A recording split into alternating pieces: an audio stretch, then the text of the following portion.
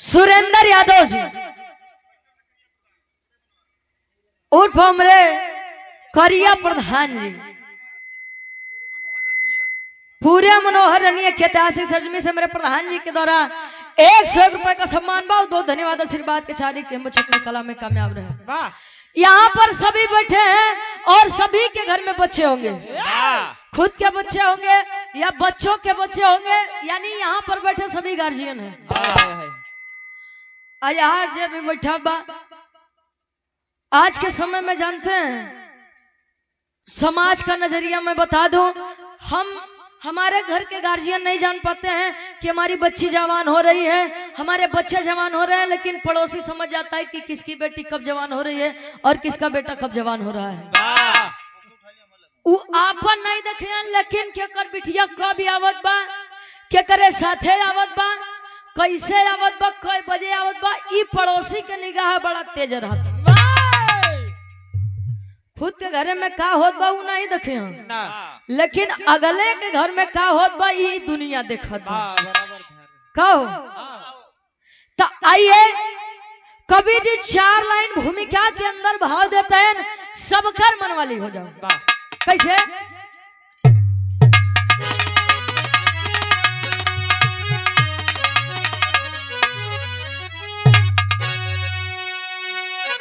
अरे नादान पंछी को उन्मुक्त उड़ने दो, इन पर कभी कुछ न बंधन लगाओ। अरे हो ना सका जो स्वयं से कभी भी, वही ख्वाहिशे तुम न इन पर उड़ावो। अरे छीनो न बचपन ये अल्हड़ लड़कपन, अरे सुंदरतम जीवन के पल ना मिटावो। सुरेंद्र की इच्छा करो खुद समीक्षा, परीक्षा में बचपन को यूं ना गवाओ।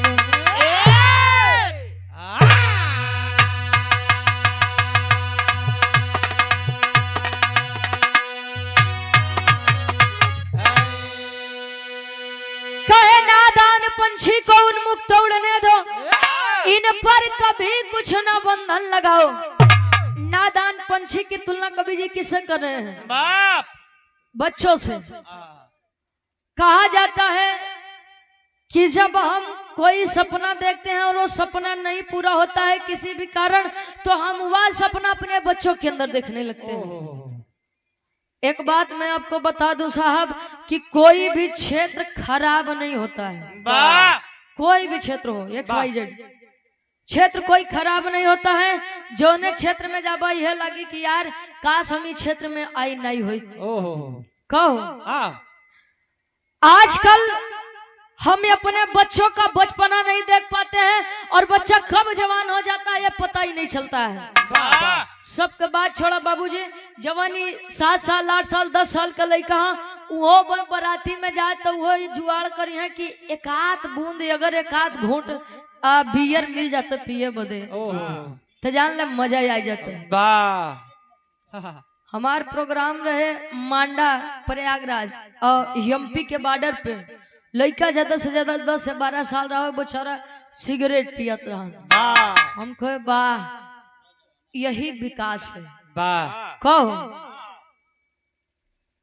हम खुद ही अपने बच्चों की उस परिस्थिति में डाल देते हैं और बाद में हम दोष देंगे कि अरे यार वैकेंसी नहीं निकलत बा, लोग कहीं अब ना मिली, अब ना मिली सरकारी नौकरी, अब ना मिली। जब पढ़वा लिखवा तब मिली कि बस ऐसे नहीं मिल जाई हो।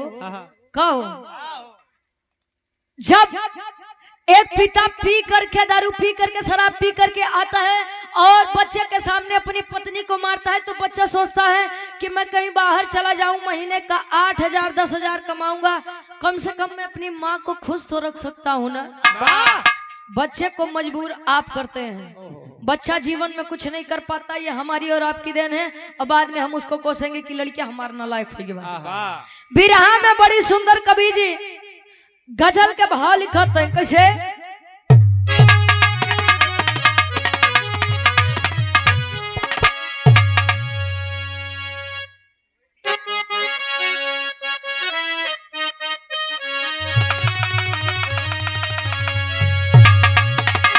अखिया लड़ल बजब से, अखिया लड़ल बजब से, दिल में करार नहीं थे। अखिया लड़ल बजब से,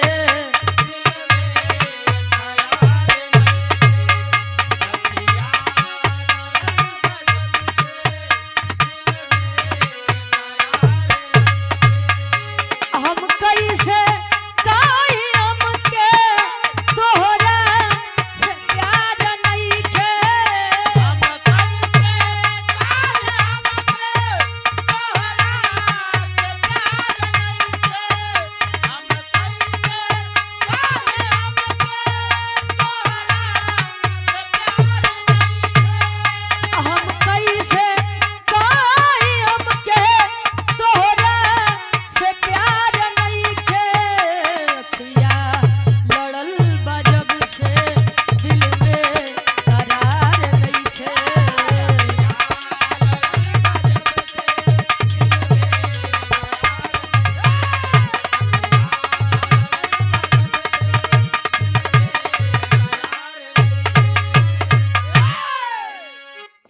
डॉक्टर B.R. अम्बेडकर साहब जी ने कहा था कि शिक्षा उस शेरनी का दूध है जिसने पिया है उसने दहाड़ा है। उन्होंने कहा था कि आने वाले समय में मैं संविधान कितना भी अच्छा लिख दूं, लेकिन अगर चलाने वाले का हाथ गलत हो तो संविधान आने वाले समय में गलत ही साबित होगा। Doctor B.R. अम्बेडकर साहब, मान्यवर कांसीराम साहब जी ने कहा था कि शिक्षित बनो, संगठित बनो, संघर्ष करो। लेकिन संघर्ष करना कौन चाहता है आज के समय में? बस 2 टाइम मिल जाओ। आजकल हम अपने गांव के आदत बताई दे, हम अपन गांव के बात बताई कि अगर वो बेचारे 400 दिन के कमाई है तो ई रहे कि 400 आज है भर खत्म हो जा, कल तो फिर कमाई ले। 2 टाइम खाए के पावता, 2 सेट कपड़ा पाई जाता है, संजय की 1 सीसी पाई जाता। अच्छा, लोग कहते हैं कि प्रधानी में बड़ा सीसी बांटे के परत हो, तो का कुल दोस्त प्रधानी जी हरन के बाद आप अपने 1 वोट की कीमत नहीं समझते हो। प्रधान जी जान ला मूड खराब होत बा, काहे बदे व्यवस्था नहीं होत बा। प्रधानो जी समझ गए ले भैया, 500 रुपया 1 बोतल बढ़िया अंग्रेजी ली है, तनी सा मुर्गा बढ़िया खाया पिया, अब वोट लेके हम ही के दी है। जब 500 रुपया में आप अपना वोट बेच दे रहे हैं तो प्रधान जी हरे काहे नहीं 4 लाख 5 लाख के बजट बनावे हो। कहो नवरात्रि भर चलत रहन तक कितना आदमी मांस मछली मदिरा से दूर रहे। नवरात्रि बीत गया तो सबसे ज्यादा भीड़ ये मांस मछली अब मदिरा के दुकान पे दिखान। अच्छा, खवैयों में कईयो खवा रहा गुरुजी, क्यों कहिए भैया हम कुल खाई थी, केवल मंगलवार के दिन नहीं खाई।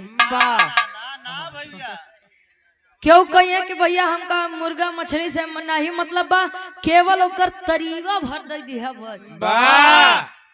कुछ आदमी कहिए भाई हम एकदम शुद्ध शाकाहारी आदमी है, बस अंडा तनी से बना के दे दी है, बाकी काम हो जाए। ये तो मुर्गी फल है ना। ये कौन फल होता यार? मुर्गी नाव के पक्षी फल कहा थे। कभी जितना से बढ़िया फल मिल खाते ना आजकल के जनरेशन के स्थिति का बा कैसे?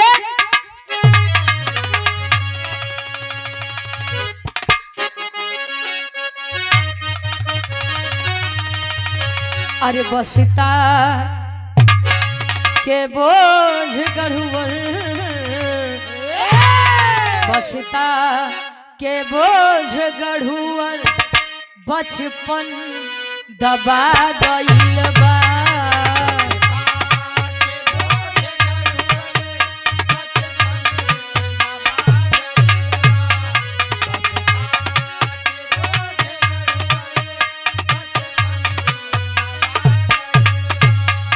कैसन जमाना आई शिक्षा सजा भइल बा।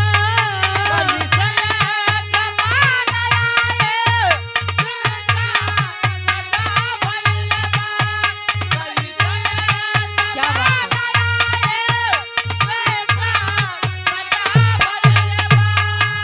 कैसन जमाना आई शिक्षा सजा भइल बा।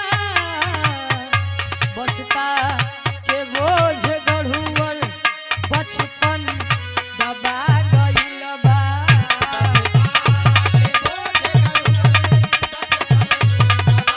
जा!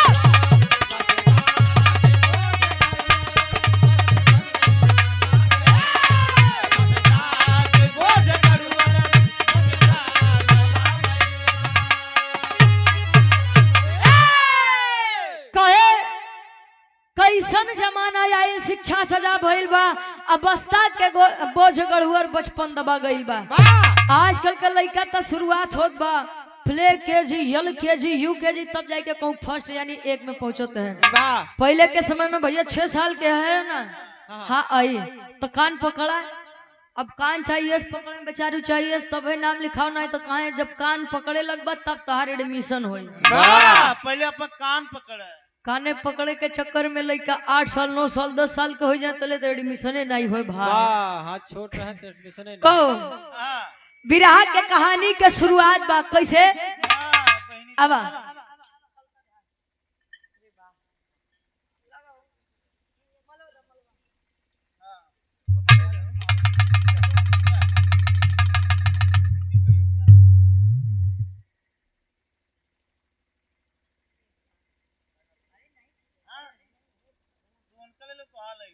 हेलो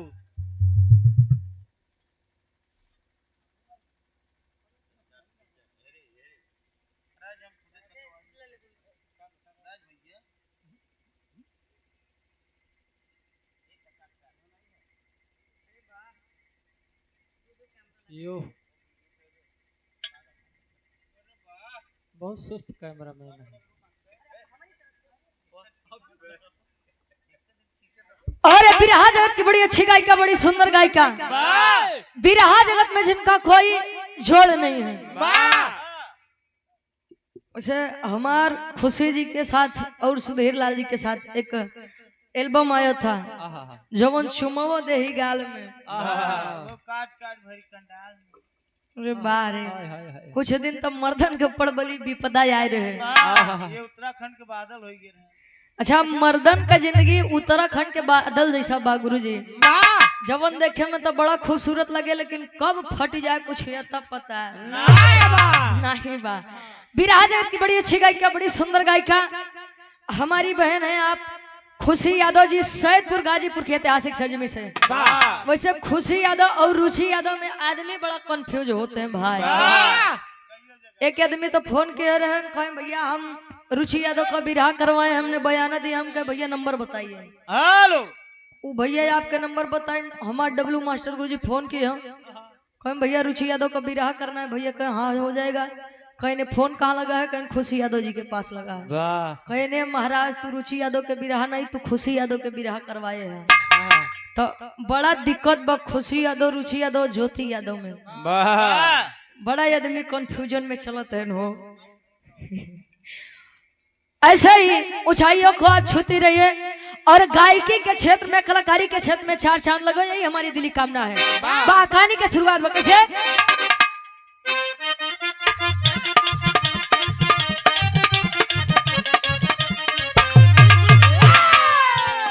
स्वप्न तो स्वप्न है बस छड़ की लहर होता है।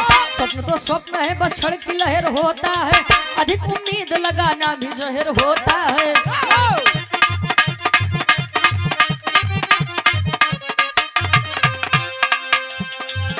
पुष्प खिलने दो महक हर दिशा में व्यापेगा, पुष्प खिलने दो महक हर दिशा में व्यापेगा, उन्मुक्त उड़ने दो पंछी गगन को नापेगा।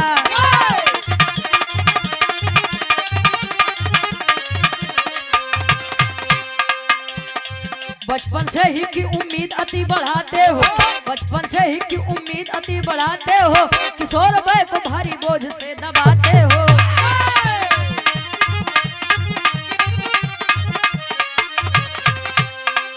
ABCD टेबल में दबी किलकारी है, ABCD टेबल में दबी किलकारी है, अल्फा बीटा अब किशोर युवा पे भारी है।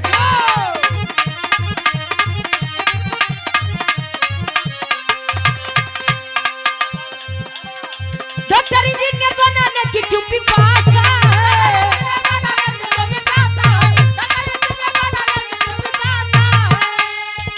अरे तो डॉक्टर इंजीनियर बनाने की क्यों पिपासा है, बड़ी लोगों में उम्मीद बेतिहासा है।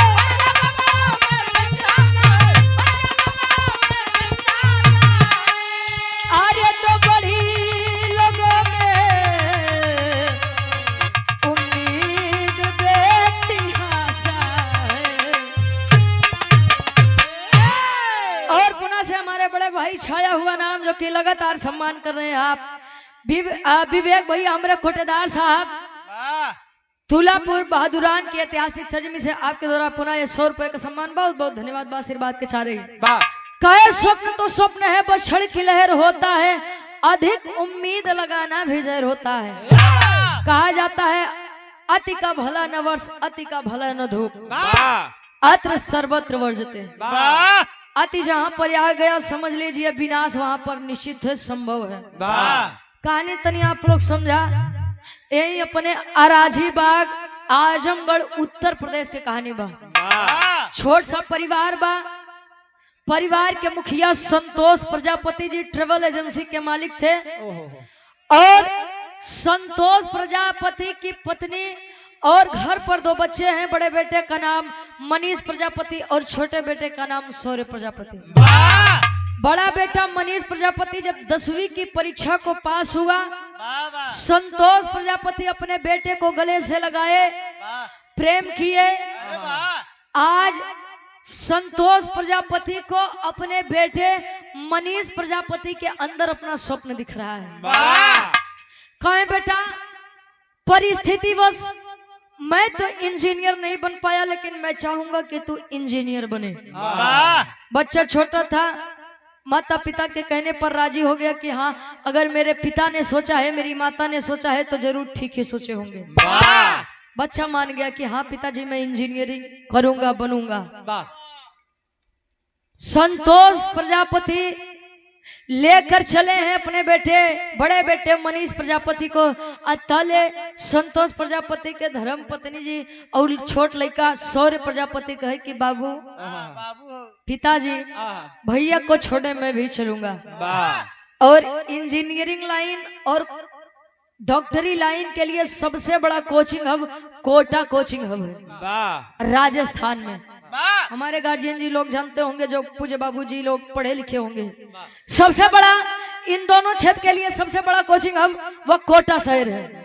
माता पिता चले हैं अपने बड़े बेटे मनीष प्रजापति को छोड़ने के लिए। आज छोट सा परिवार अराजी बाग आजमगढ़ उत्तर प्रदेश से निकला है, आंखों में सपना लिए। कैसे एक लाइन गीत लगता, कोनो भौजाई अपने ननद से मजाक करत बा। कैसे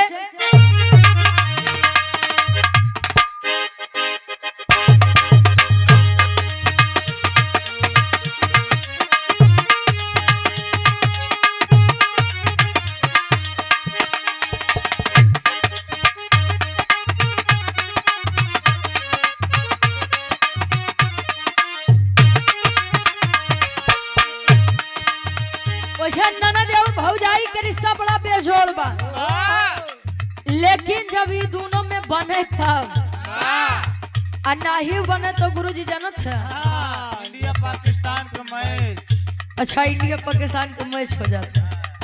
का करबो ननद भौजाई के रिश्ते बड़ा बेजोड़ बा। आज से नहीं सतयुग से लेके भौजैया मजाक करे अपने ननदिया के देखे कैसे सोनवा के लाकिट आसी करिया हो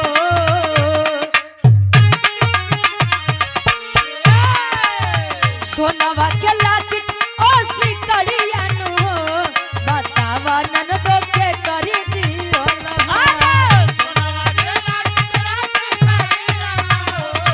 बतावा ननदो के करी दियो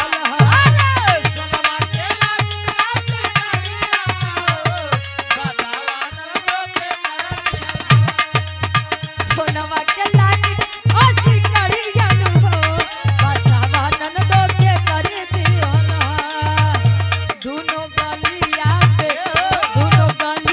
पे दांत के निशानिया हो बतावा चुम्मा के करी लियो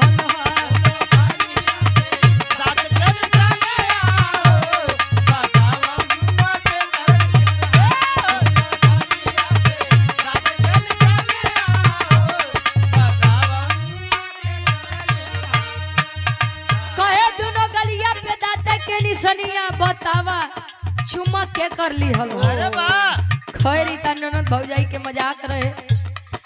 चला है संतोष प्रजापति का पूरा परिवार, पत्नी, बड़ा बेटा मनीष प्रजापति और छोटा बेटा शौर्य प्रजापति अराजी बाग आजमगढ़ उत्तर प्रदेश से जब चला है स्टेशन के पास आज जब ट्रेन पे चारों प्राणी बैठे थे न तले समझावत बा उ मनीष प्रजापति के महतारी कैसे भैया ऊपर वाला बढ़ा दो हेलो हेलो और थोड़ा साउंड के आवाज खोला मॉनिटर से कैले मनीष तैयारियानु हो कैले मनीष तैयारियानु हो सपनावा सजावे बाबुआ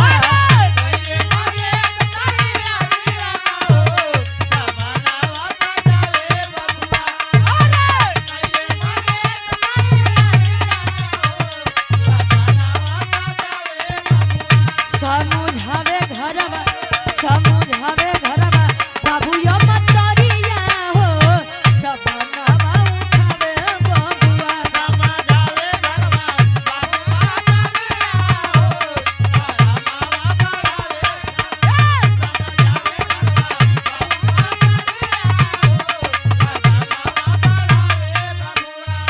अच्छा जब चले ट्रेन पर बैठे हैं चारों लोग देखा लोग कहते हैं कि माई के जियरा गाई के अब पुतवा के जियरा कसाई के बाबू के जियरा साढ़े के तो हर बातें अलग बा। माँ हमेशा माँ हो सकती है, माँ कभी कुमाता नहीं होती है, लेकिन आजकल के लड़कन के बाद देखा ढेर अगर पागलपंती देखोबा तो वृद्धाश्रम बा ठीक बा। माई टुकुर टुकुर लइका के अपने देखत बा ताकत बा आय हाय हमार लाल आय हाय सपना पुरावे बदे घर से इतना दूर जात है मातारी अपने लइका के चिंता करत बा समझावे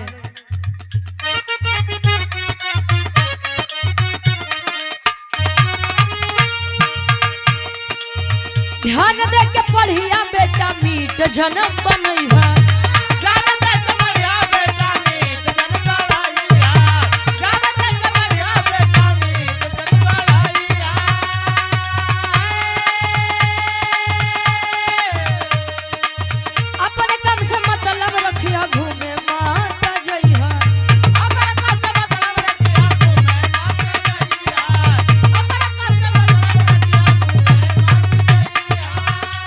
नहीं पावे मोर पागड़िया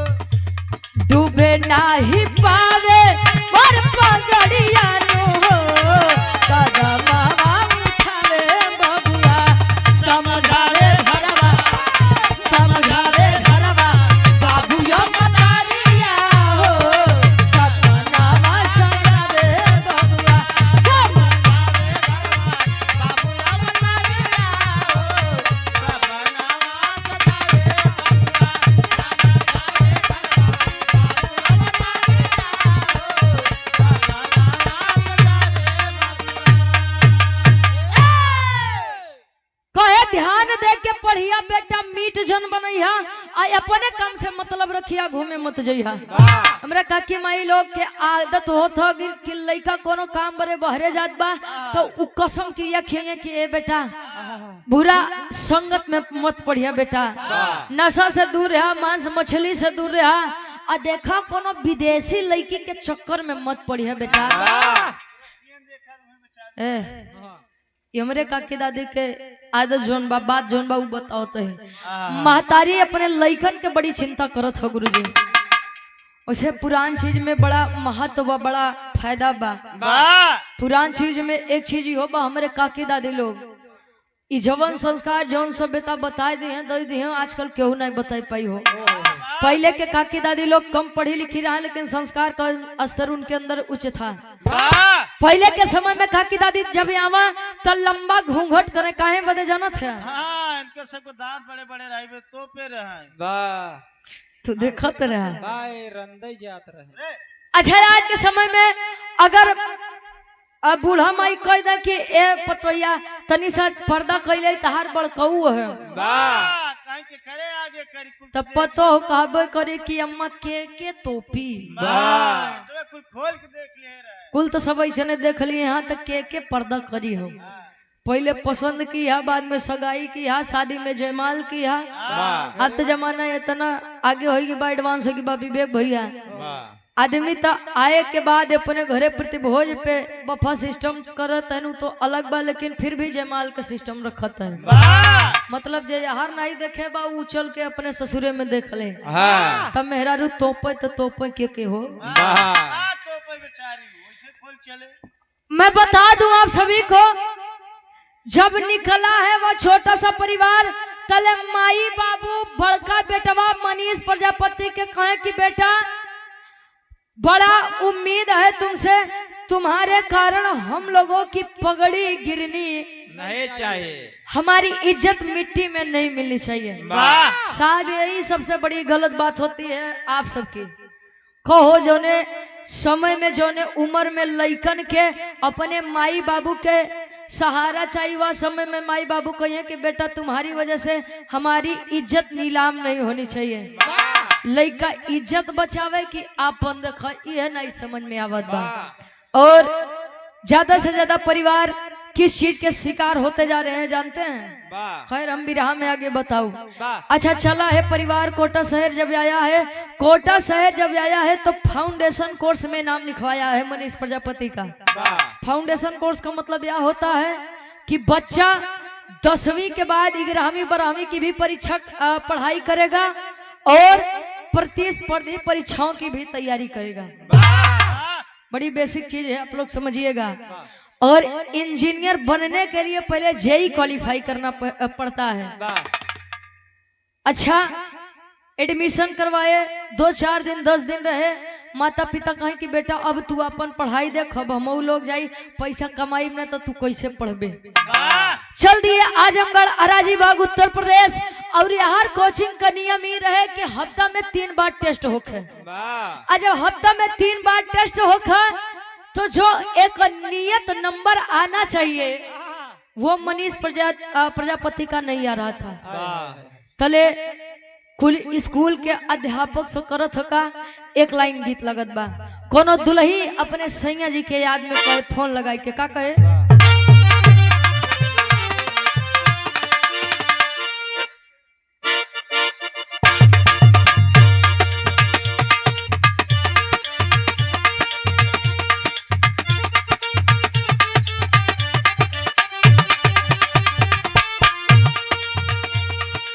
दुल्ही कहे अंग अंग मन मातल दैया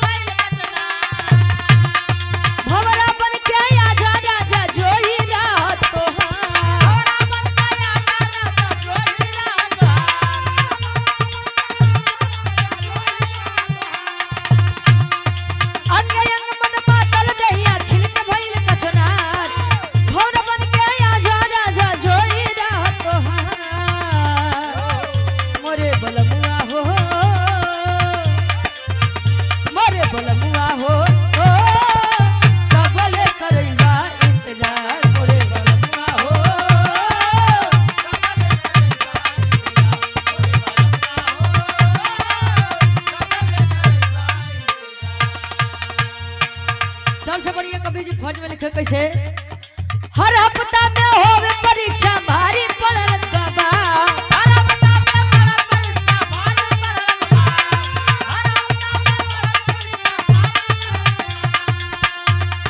कोमल मन विचलित हो गईले कम नंबर गया,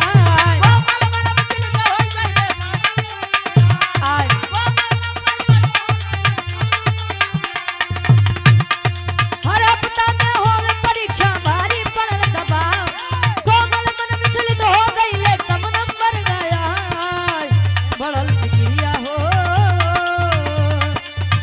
बढ़ल फिक्रिया हो, केहू नहीं बुझे दिल के घाव, बढ़ल फिक्रिया हो।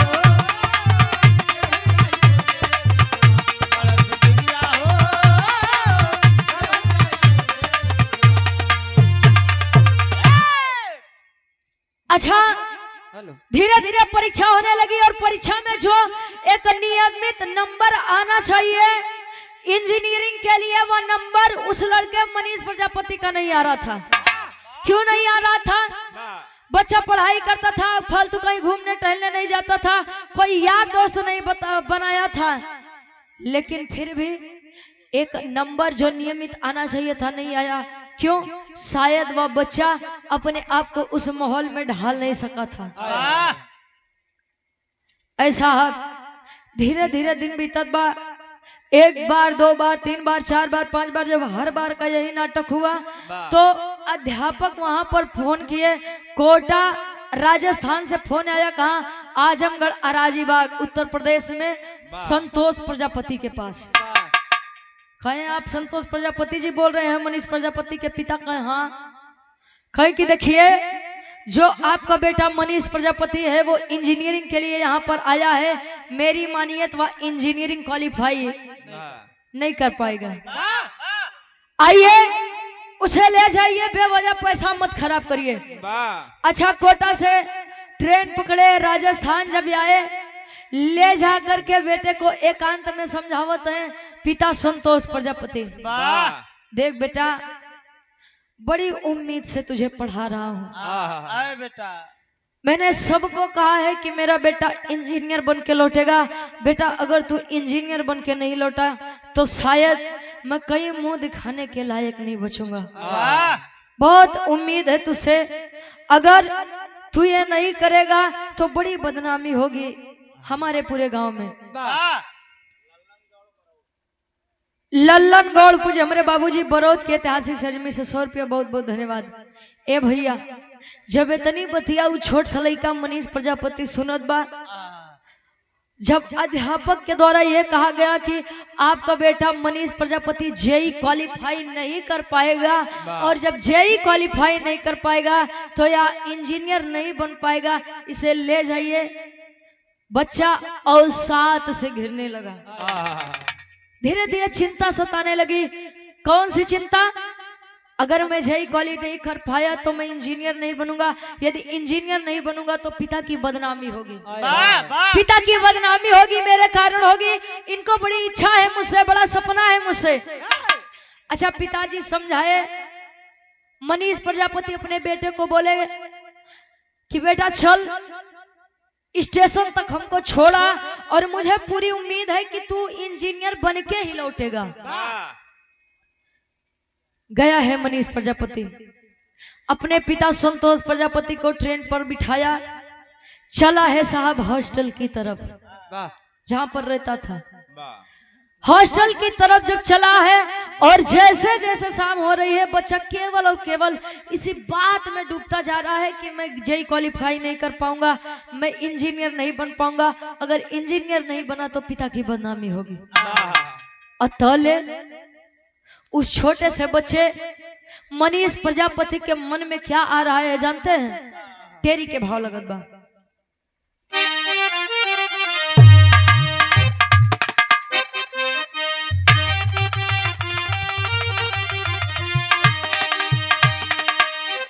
अरे शिक्षा अब तैयारी हो गई, ए भैया शिक्षा भी अब हथियारी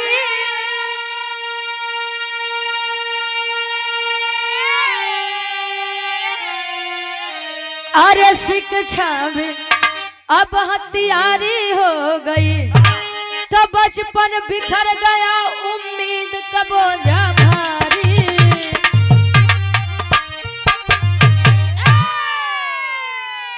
बचपन बिखर गया उम्मीद का बोझा भारी, शिक्षा भी अब हथियारी हो गई।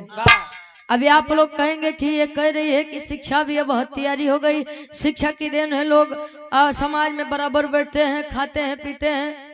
ये शिक्षा नहीं है साहब, ये शिक्षा ये नहीं है। शिक्षा किसी की जान ले ले, ये शिक्षा थोड़ी है। ये तो केवल और केवल अपने सपनों को पूरा करने के लिए एक सीढ़ी है। अब हमें ही देख लीजिए, कई आदमी होते हैं कि जिनके मन में ये होता है कि बेटा पढ़ाई मत छोड़ना। सलाह है लोगों की कि बेटा पढ़ाई मत छोड़ा, हालांकि मेरी पढ़ाई भी जारी है, पढ़ाई जारी है। ख्वाहिश तो खत हो। और कितने आदमी तो स्कूल से ऑफर है कि बेटा आप केवल एडमिशन करा लीजिए, आपको स्कूल आने की भी जरूरत नहीं पड़ेगी, केवल आप पैसे दे दीजिएगा, आपका काम हो जाएगा। हमने कहा तो भाई ऐसी डिग्री का काम मतलब जब हम स्कूले नहीं आएंगे तो पैसा दे के हम कहूँ से भी डिग्री बनवा ली को गुरुजी। खैर लोगों का सुझाव है कि बेटा पढ़ाई मत छोड़ना, और हमने छोड़ा भी नहीं है, लेकिन बिरहा ने मुझे बहुत कुछ दिया है और बिरहा ने मुझे बहुत कुछ सिखाया भी है। कहीं बड़े जाना थे किताब में केवल इतने पढ़बा कि a + b = होल स्क्वायर, a² + b² + 2ab। अंग्रेजी में कुछ रटला, गणित में कुछ रटला। कहो गणित के पेपर आदमी आजकल दे जाते हैं, कितना लड़का है तो उस सवाल रट के जाते हैं। x बराबर माना इतना, मान ला इतना हो जाए, इतना हो जाए, और कितना लड़का तो इतना बुद्धिमान है केवल उत्तर देख के जाते हैं कि x बराबर इतना जावे, और थ्योरी कैसा बा एक आप लोग समझा। तो ये शिक्षा थोड़ी बा हो। स्कूले में बस्ता खुले, फिर स्कूले में बस्ता खुले, शिक्षा थोड़ी बा। ये केवल और केवल माई बाबू के पैसा डुबात हो लिखा। ए भैया शिक्षा इसलिए हथियारी हो गई कि आजकल माता पिता केवल इसी में है कि पढ़ेगा लिखेगा, इंजीनियर बन जाएगा, डॉक्टर बन जाएगा, वकील बन जाएगा, तो रुपया छापी, और रुपया छापी तो लड़की वाले से दहेजो बड़ा निमन मिल जाये। लड़का के पढ़ाई में 10 लाख लगबा तो उका कहीं जाना था, कहीं महाराज कल एक जने आ रहे देखे बरे 15 लाख देते रहे ना, बुलेट गाड़ी भी देते हैं, लेकिन हम लोग बियाह नहीं माने। मतलब इनडायरेक्टली वो आपको ये करे हैं कि 15 लाख में हम नहीं मांगे हैं, हमको 20 लाख दा और स्कॉर्पियो दा तले तो हम बियाह मानब। पता नहीं बियाह करत हैं कि लड़की लड़कन के रोजगार करत हैं भाई। ए भैया जब चला है मनीष प्रजापति अपने हॉस्टल की तरफ, धीरे धीरे शाम हो रही है, और तले लड़का सोचत बा कि अगर मैं ही ना रहूं, ना रही बांस और ना बाजी, मैं ही नहीं रहूंगा तो ना मुझसे इच्छाएं होंगी और ना तो माता पिता का इज्जत और बेइज्जत होगा। तले लइकवा करत हका, वही हॉस्टल के कमरा में चद्दर के फंदा लेत बा और ऊपर पंखा बा, और वही पंखे से लटक करके अपनी जान दे दिया मनीष प्रजापति। और उसकी जान लेने का सबसे बड़ा कारण कौन था आप लोग जानते हैं? केवल उसी के माता पिता। क्यों? क्योंकि बस उनको यही दिख रहा था कि बेटा तू इंजीनियर बन।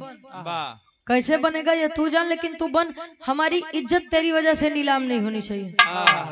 कि लड़का ये सोचे कि इज्जत बचावे के बाद, कि लड़का ये सोचे कि हमका इंजीनियर बने के बाद। जब खबर जात बा संतोष प्रजापति के पास अतले होत का बा, एक लाइन गीत लगत बा।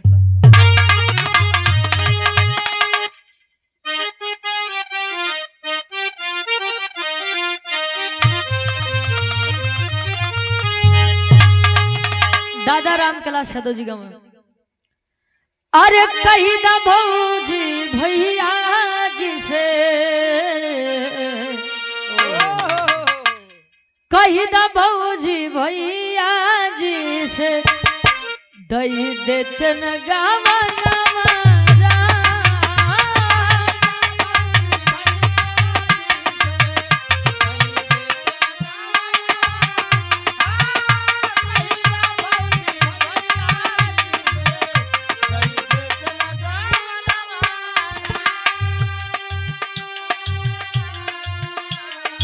आज संतोष प्रजापति ट्रेन पर बैठे हुए हैं और घर के लिए रवाना हुए, आधी ही दूर पहुंचे हैं तले जात फोन हॉस्टल से। रस्ते में रहले बाबू,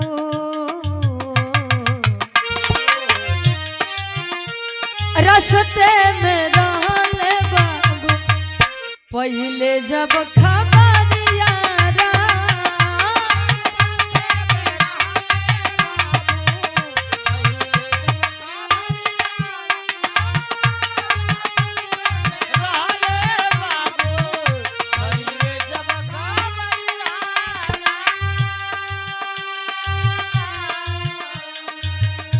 रस्ते में रहले बाबू,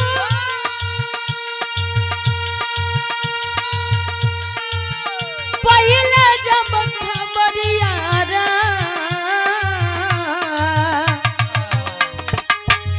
वापस अइले कोटा शहर, वापस अइले कोटा शहर, बरसे नजरिया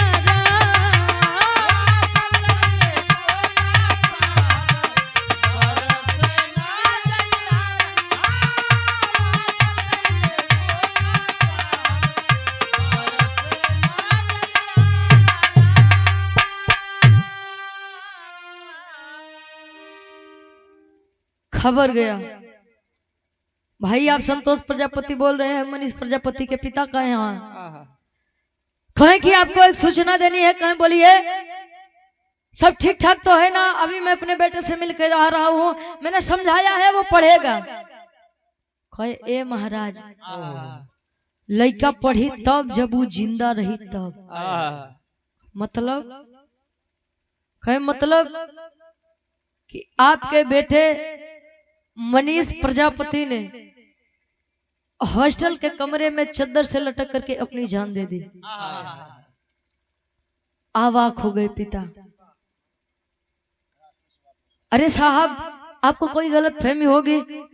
अभी अभी मैं अपने बेटे से मिलकर आ रहा हूँ, मेरा बेटा एकदम ठीक ठाक था, मैंने समझाया है वो पढ़ेगा, मेरे साथ इतना बड़ा मजाक मत करिए। कहीं कि ये महाराज, मजाक करने के लिए मुझे यही मजाक मिलेगा कि मैं आपके बेटे को मार दूंगा। आपका बेटा अब इस दुनिया में नहीं रहा। पिता मानने को तैयार नहीं है कि मेरा बेटा ऐसा काम कर ही नहीं सकता है, लेकिन फिर भी सूचना के मुताबिक आए हैं संतोष प्रजापति अपने बेटे मनीष प्रजा के पास। जब मनीष प्रजापति के पास आए, बेटे की लाश लेटाई गई है, झरझर अखिया से आंसू बहात बकिए। रे बेटा, ये तूने क्या कर दिया मेरे लाल?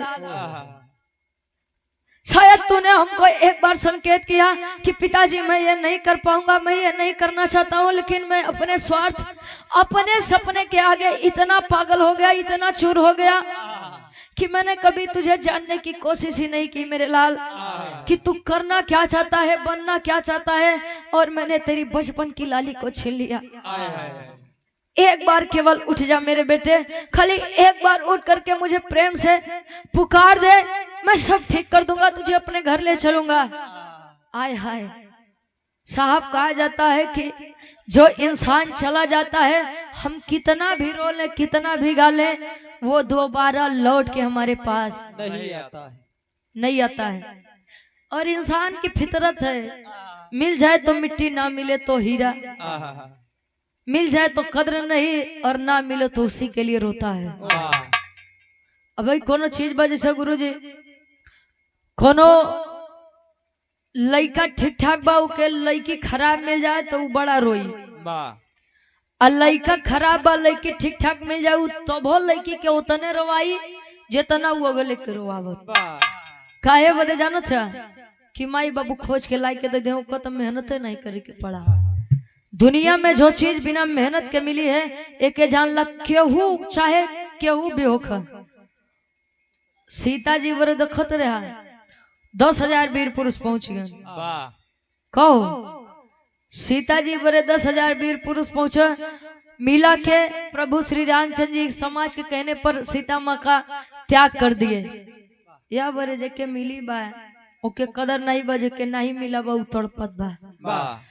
पिता संतोष प्रजापति अपने बेटे की लाश को सीने से लगा करके रो रहे हैं, विलाप कर रहे हैं। बेटा एक बार उठ जा, खाली एक बार। अरे क्या जवाब दूंगा तेरे उस माँ को जब वो पूछेगी कि आप तो गए थे मेरे बेटे से मिलने के लिए, आप मेरे बेटे की लाश को क्यों लेकर के आए हो? अरे क्या जवाब दूंगा तेरी उस पागल माँ को, तेरे छोटे से भाई को मैं क्या जवाब दूंगा बेटा। लेकिन अब पछताने होत का जब चिड़िया चुग गई खेत। लाश एम्बुलेंस पे सवार हुई, आई है कोटा शहर राजस्थान से। लाश एम्बुलेंस के माध्यम से आई कहां? अराजीबाग आजमगढ़ उत्तर प्रदेश में। मातारी प्रतिदिन के जैसे अपन काम करत बा, लड़का छोट सा लड़का सूर्य प्रजापति खेलत बा। एम्बुलेंस से जब संतोष प्रजापति नीचे उतरे तो माँ देखत बा कि अरे सैया जी तो हमारे एकदम ठीक है, तो एम्बुलेंस का है। लेकिन जब बेटे संतोष प्रजापति के साथ साथ जब बेटे मनीष प्रजापति की लाश उतरी, माँ मूर्छित हो गई। गांव समाज मिलके होश में लावत बा, तले दौड़ के जाई के अपने लइकवा के लाश पकड़ के अपने सीने से लगाई के एक बात कहे, आखिरी तरज भाई गीत के।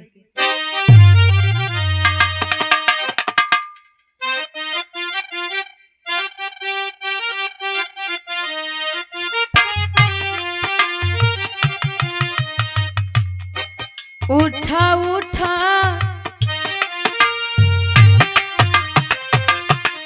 उमा तारी करे अपने लइका से, उठा उठा मोरे लाल कुछ खाइले बाहो, कुछ खाइले बाहो।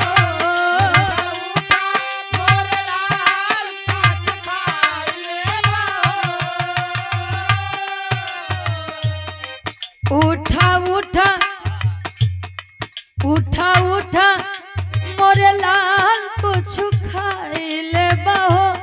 एक बेर मम्मी कही के हमारा के बोलाइले बाहो, एक बेर मम्मी कही के हमारा के बोलाइले बाहो, एक बेर मम्मी कही के हमारा के बोलाइले बाहो। राजेंद्र कुमार पूजा हमारे गार्जियन जी भीम आर्मी तुलापुर बहादुरान के ऐतिहासिक सजमी से आपके द्वारा इस भाव का सम्मान है 100 रुपये। बहुत बहुत धन्यवाद भैया के आशीर्वाद के चारे बहुत बहुत साधुवाद। एक माँ का दर्द है साहब, कह रही है कि बेटा जब भी आते थे तुम मुझसे यही कहते थे कि माँ मैं आज ये खाऊंगा, माँ मैं ये करूंगा वो करूंगा। अरे बेटा आज तू इतना शांत क्यों लेटा है मेरे लाल? खाली एक बार उठ के पहले की तरह एक बार खिलखिला के मेरे सीने से लग जा मेरे लाल।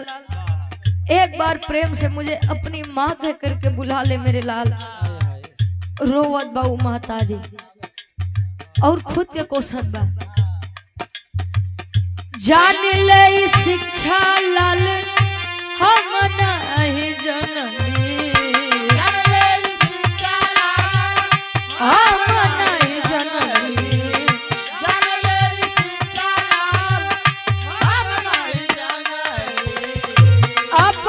से दूर तो है कबो नाई भेजती,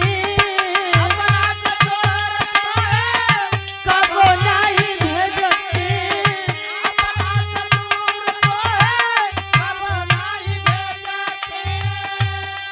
देखे जहर देखे जहर कोई हमें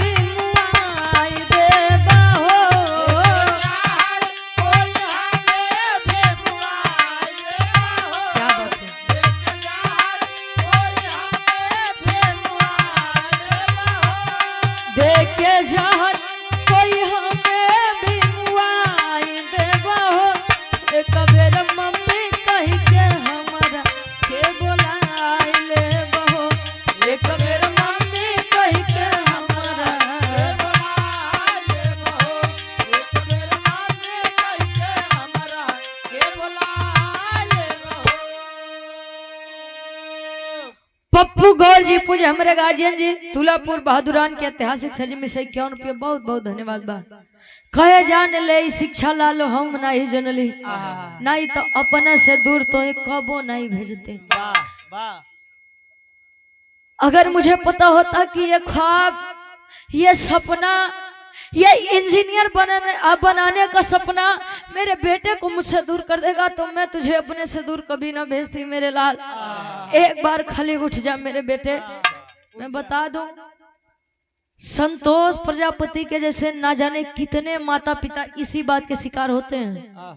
पहले तो अपने बच्चों का ख्वाब नहीं पूछेंगे कि उन्हें बनना क्या है, जीवन में करना क्या है।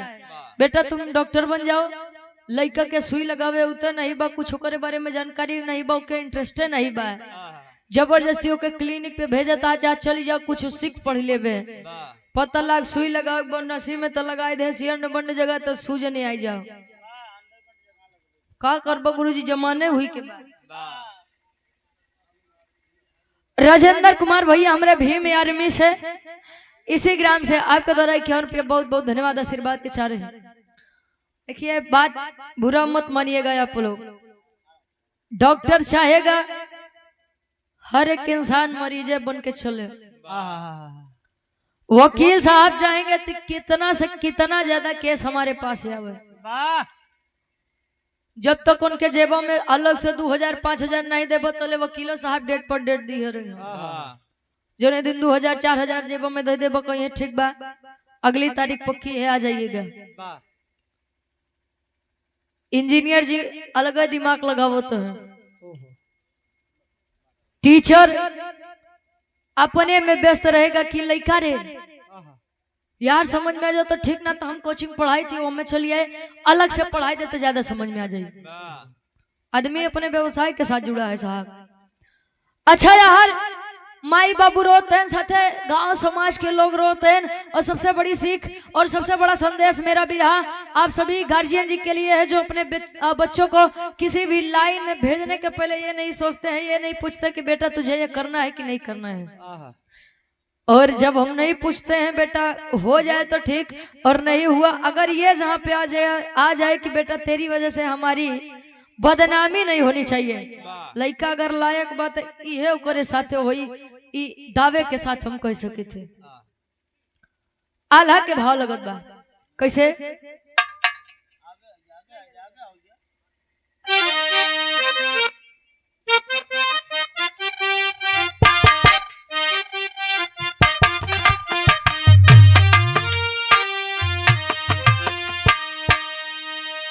अरे आती महतवा कांछा खैलस बचपन के बाबू, खो खो कबड्डी गुल्ली डंडा गहेरा, alpha beta sine theta Pythagoras में बाबू, बटन बायोलॉजी सब भूला, डॉक्टर इंजीनियर से अलग नहीं सोचे बाबू, बचपन के इच्छा सब देहलस नशा,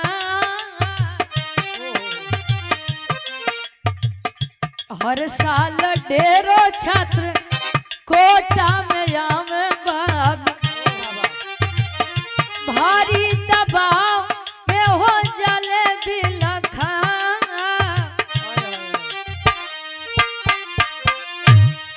कहे अति महत्वाकांक्षा खैलस बचपन के बाबू तक खो खो कबड्डी गुल्ली डंडा गहेरा है। आजकल कहूँ लड़कन के देखा था खो खो कबड्डी गुल्ली डंडा खेलत कहो, आजकल का लड़का जन्म लेते हैं तो उनका तनिको माटी नहीं लगे के चाहिए। पहले के लोग कहे भाई मटिए के दे भाई मटिए में मिल जाओ, लड़कियां मटिए में खेलत खेलत कब जवान हो जाए कुछ पता नहीं लगे। आज के तनी सा मिट्टी लग जात बा कि हो कीटाणु लग जाएंगे, हाँ कीटाणु आ जाएंगे बच्चे के शरीर के अंदर। लड़का माई बाबू लाई बॉयस ना है और लड़का के अलगे साबुन चलत बा तेल चलत बा भाई। और ये सम्मानित हमारे गार्जियन जी बरात मलिकार साहब और दूल्हे बादशाह जी के पूजनीय पिताजी पूज्य हमारे बाबूजी आप गोपाल गौड़ जी आप गार्जियन जी के द्वारा इस भाव का सम्मान है 100 रुपए देकर किया गया। बहुत बहुत धन्यवाद आशीर्वाद के चारे। संतोष प्रजापति के जैसे कितने माता पिता इस चीज का शिकार हुए हैं सदर आल्हा में कैसे।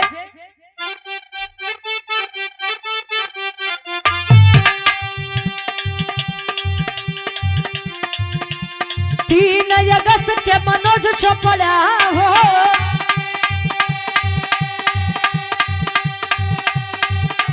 दे दिया जानी अपन फांसियां लगा।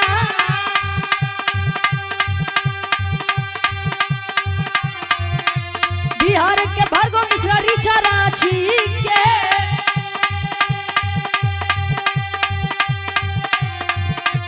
मऊ के प्रियम सिंह मोली जहर खान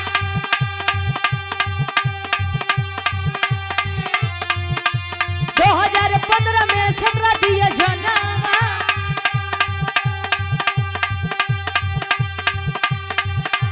16 में 17 मरे 17 में 7 अरे 18 में 20 मरे 19 में 12 तो 23 में गए 26 दुनिया भुला।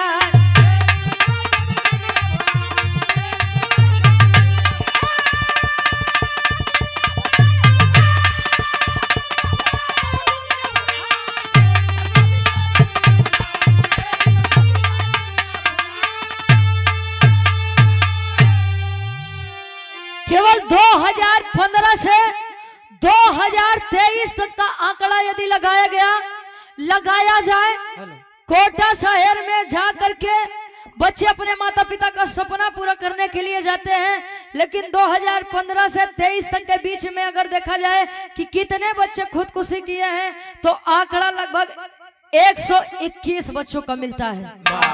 121 लड़का कम थोड़ी होते न हो। और मरने वाले बच्चों की उम्र 16 वर्ष से लेकर के 20 के अंदर ही होती है। क्यों?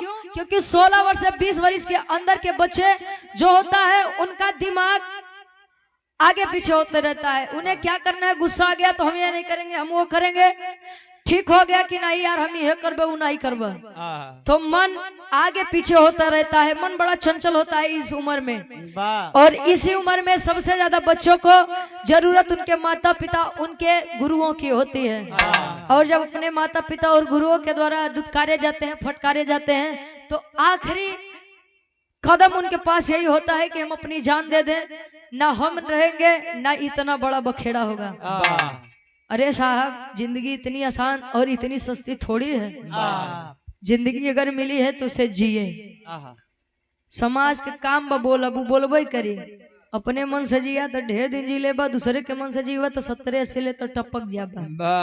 कहो सभी से निवेदन है यहाँ पर जितने लोग 2-4 लोग अगर हमारे बिरहा से जागी जाबा तो जान ला हमारे खातिर बिरहा का सफल बा। कहो कि लड़का का करे के चाहत बा, एक बार खाली पूछ ला कि बेटा क्या ये तू करना चाहता है कि तार मन कुछ और करे के बा।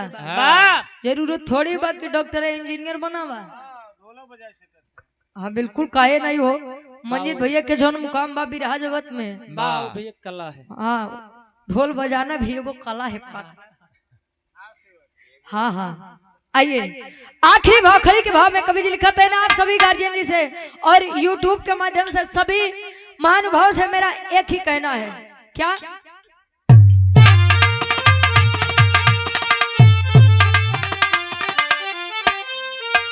अरे डॉक्टर इंजीनियर बनाने में अरे तो शिक्षा भारी हो गई। अरे तो सुना खेल के मैदान हो किलकारी हो गई।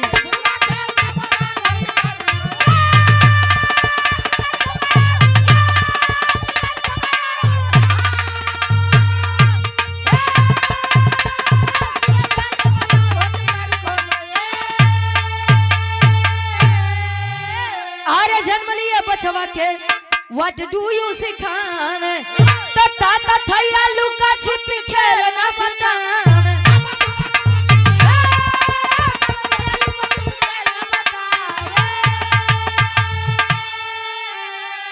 अरे मोबाइल गेम में सारी जिम्मेदारी खो गई तो सुना खेल के मैदान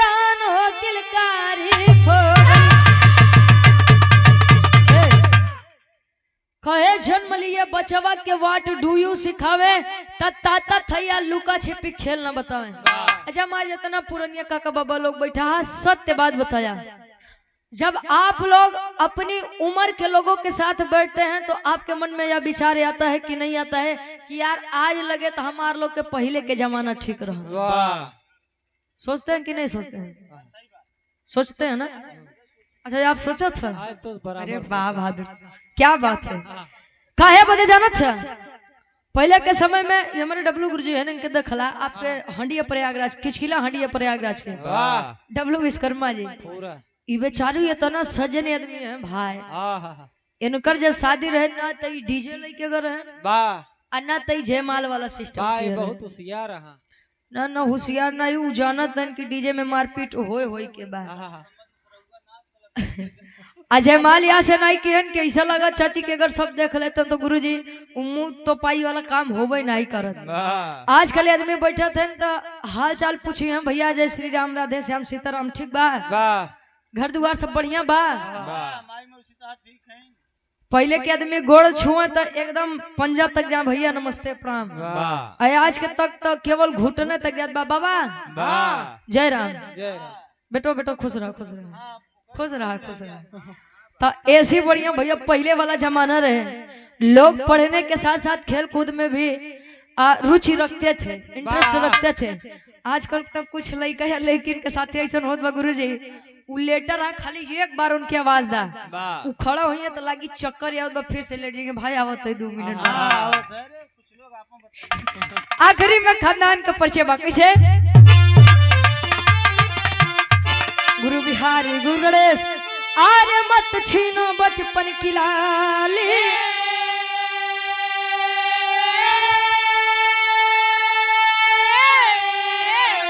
अरे भीमल चंद का राधे श्याम गुरु करो सदा रखवाली हो।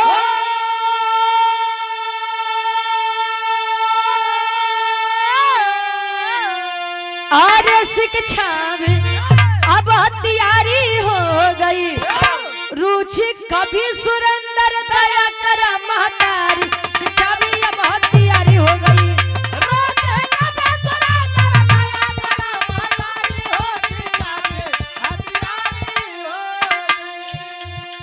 देख तेरे संसार की हालत देख तेरे संसार की हालत क्या हो गई भगवान कितना बदल गया इंसान कितना बदल गया इंसान। सूरज न बदला चांद न बदला सूरज न बदला चांद न बदला ना बदला आसमान कितना बदल गया इंसान कितना बदल गया इंसान। दादा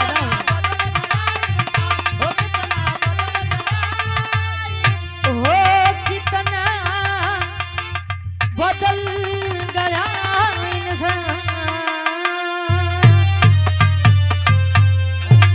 बहुत बहुत धन्यवाद हमारे तरफ से कार्यक्रम के समापन बा खुश जी आपको 10-5 मिनट हाँ गा के बंद करा। बहुत बहुत धन्यवाद। 2.5-3 घंटा अच्छा ये हमारे गार्जियन जी गए हैं।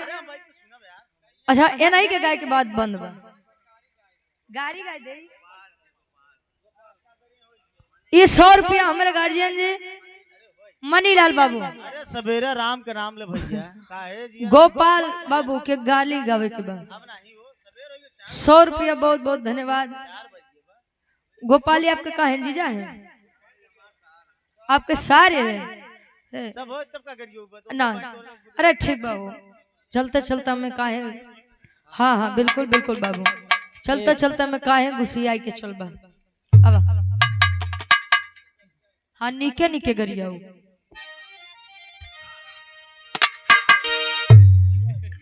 क्या बात है तो कर गया डब्लू ना ना तू मत गरिया भाई अरे ना ना ना तू मत गरिया ना तोरे गाड़ी में तो जूते चप्पल चल जाए हमके गरिया बता अब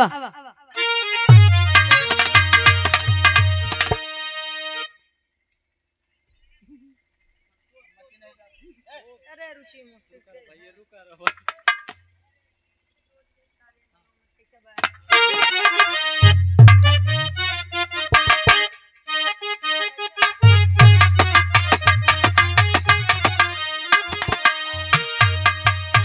बिछी डोली गई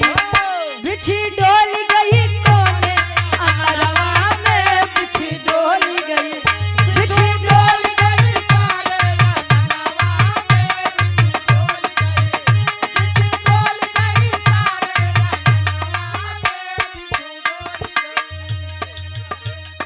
सबके मारे अगले बगले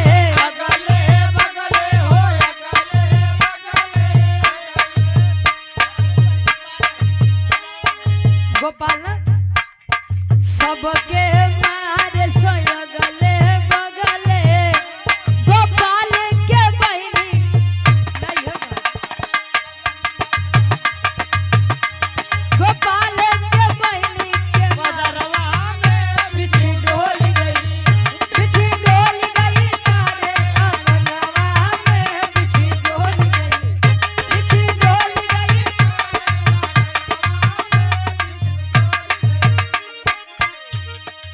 कहे सबके मारे से अगले बगले गोपाल के बहिनी के पजरवा में बिछे डोली वाह वाह बाबा आवते हैं अब ऐसा न हो कि आपके गरियो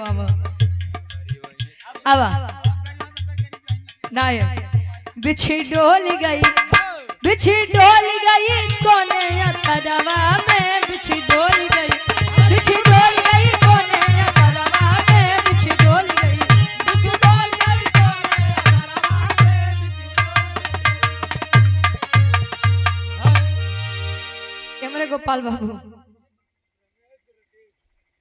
गोपाल बाबू हमरे ये आपके द्वारा 200 रुपए का सम्मान रमेश राकेश अच्छा दोनों जने खोल जाए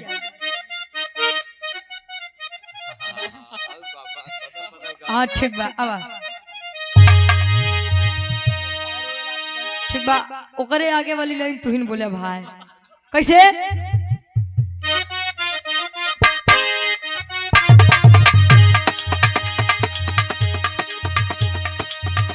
राकेश काहे रोवेला आपन बहिन खोजेला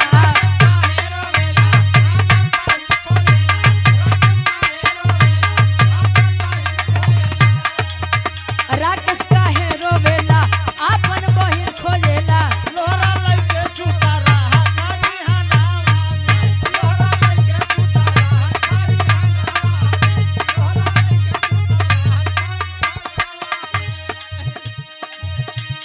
राकेश काहे रोवेला अपन बहिन खोजेला लोहरा लइके सुता रहा करी हनावा तोरे गाड़ी में तो सही से मारपीट वाली नौबत आ जा भाई हेलो अरे भाई अभिजीत बढ़ावा कुल बिरहा में मर गए अब राय दे बढ़ावे भाई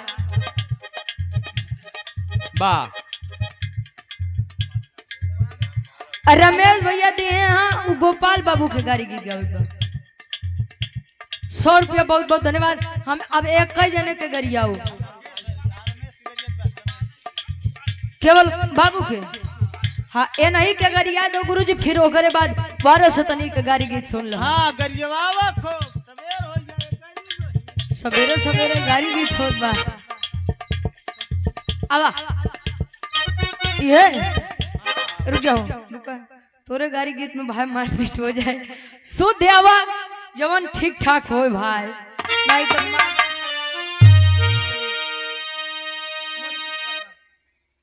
अब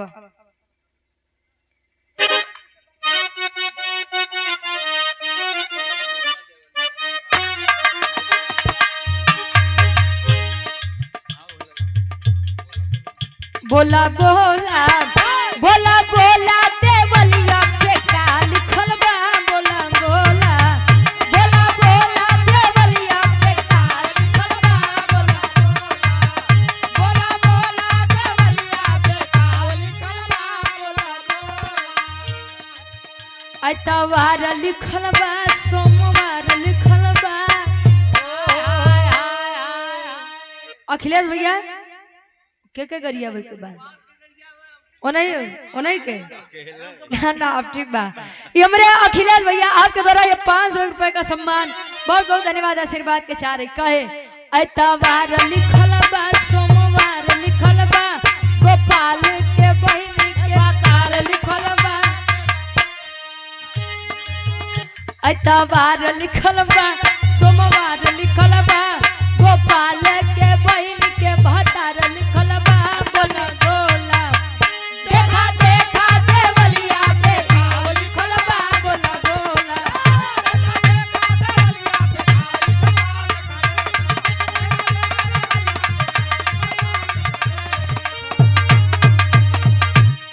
अरे वाह बहुत बहुत धन्यवाद दादा हैप्पी एनिवर्सरी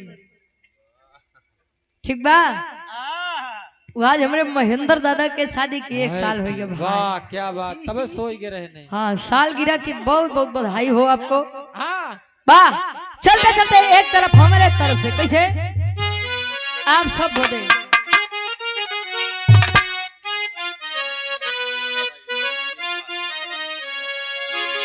चले देता भैया कृपा शंकर के ये वाली लेने फिर से दोहरा ले इनका नाम ले ला अब हाँ लेकिन एक बात मत फरमाइश इतवार लिखल बा सोमवार लिखल बा कृपा शंकर के बहन के भतार लिखल बा देखा देखा देखा देखा देवलिया में इहे लिखल बा देखा देखा देखा देखा देवलिया में इहे लिखल बा देखा तोरी बहन के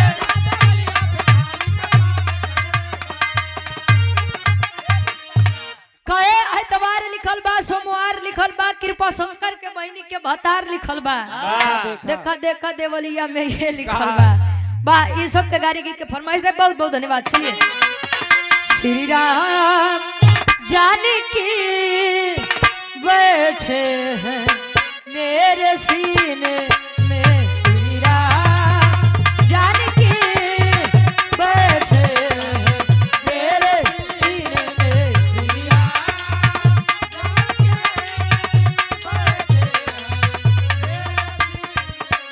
देख लो मेरे दिल के नगीन में देख लो मेरे दिल के नगीन में श्री राम जानकी बैठे हैं हमारे सीने में श्री राम जानकी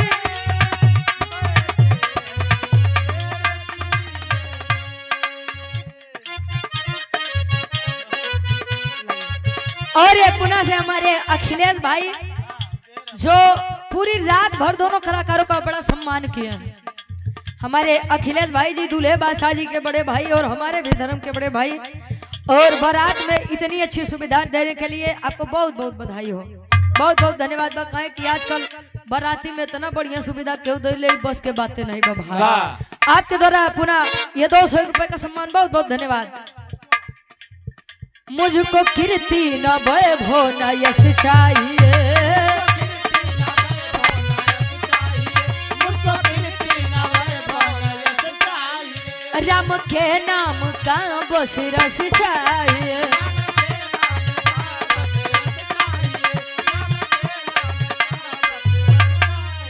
देख लो मेरे दिल के नगीन में देख लो मेरे दिल के नगीन में श्री राम जानकी बैठे हैं मेरे सीने में श्री राम जानकी